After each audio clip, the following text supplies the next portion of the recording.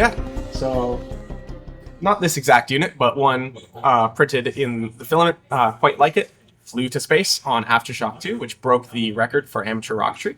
We flew to 470,000 feet, breaking the record, which I believe was just under 400,000 feet by CSXT.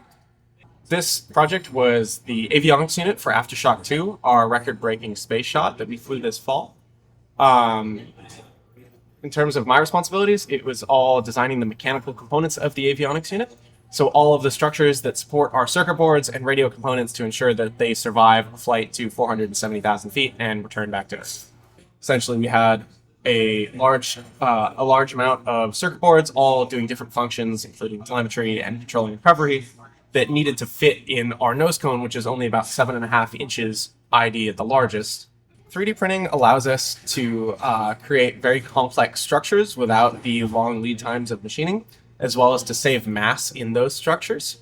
We were able to create these very complicated structures to support a wide variety of avionics systems in different form factors to fit in our nose cone quite easily, and to rapidly iterate upon this as design changes became necessary throughout our push to launch.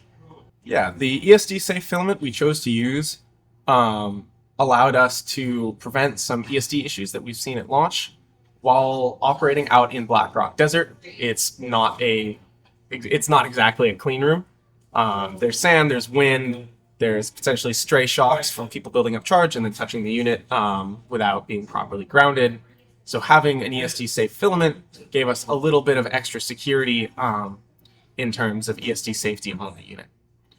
We found this filament as it was the most cost-effective option for an ESD safe filament rated to what we needed.